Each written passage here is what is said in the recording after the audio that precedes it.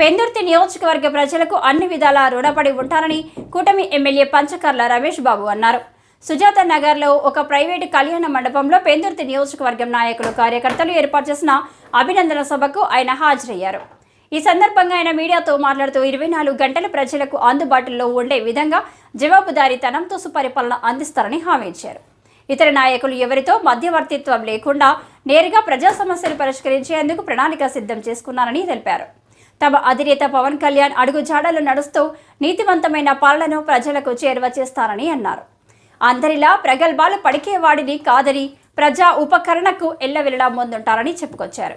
ఈ కార్యక్రమంలో భాగంగా తెలుగుదేశం కార్పొరేటర్లు పీల శ్రీను, 97వ వార్డు తెలుగుదేశం పార్టీ అధ్యక్షుడు శంకర్రావు, జనసేన వార్డు అధ్యక్షులు పిన్నింటి వరలక్ష్మి, కంచిపేట మధు, సేనాపతి శేఖర్ నాయుడు, జనసేన నాయకులు డుంబారి రామారావు, జనసేన తెలుగుదేశం పార్టీ నాయకులు కార్యకర్తలు పాల్గొన్నారు.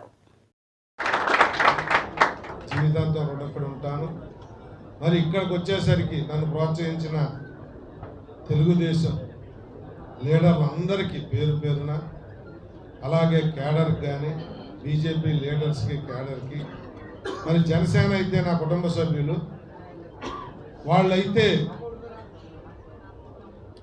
ఎలక్షన్కి బూత్ దగ్గర వాళ్ళు పడ్డ తపన నేను గెలవాలి అని చెప్పి మన జన సైనికులు, వీర మహిళలు వాళ్ళే అభ్యర్థుల్లాగా నా మీద చూపించిన ప్రాభాభిమానానికి ఈ 3 పార్టీల నాయకులకు కానీ కార్యకర్తలకు కానీ తెలియజేస్తూ ప్రజలు నా బాధ్యతను పెంచారు.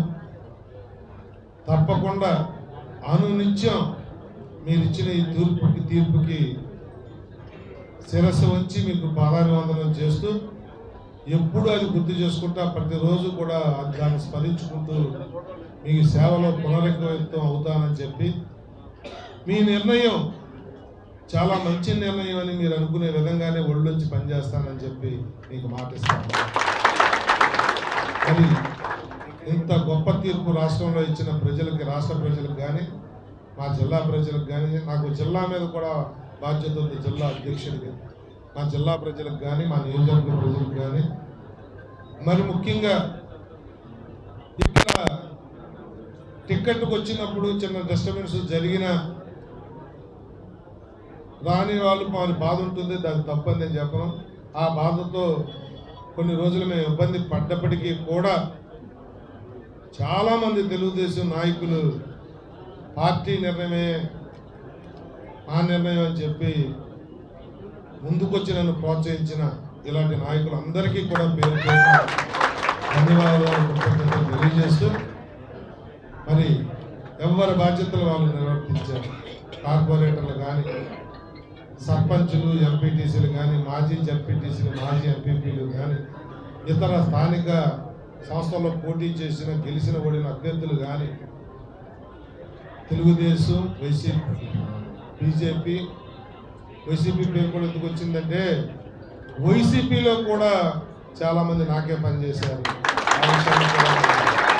ఎందుకంటే వ్యక్తిత్వం చూశారు తప్ప ఈ ఎలక్షన్లో పార్టీలు చూడలేదనడానికి నా మెజార్టీ ఒక కారణం.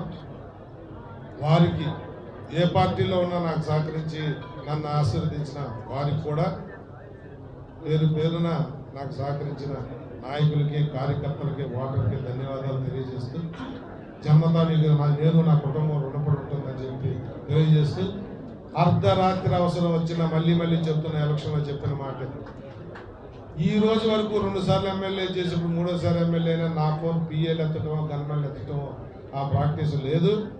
24/7 ఎప్పుడు ఫోన్ చేసినా ఏదన్నా మీటింగుల్లో ఉంటే తప్ప, లేకపోతే నిన్న మొన్న కొన్ని ఫోన్లు ఎత్తలేకపోయాను, ఎందుకంటే జనం మధ్యలో ఉంటాం, ఫోన్ చేతిలో లేకపోవడం.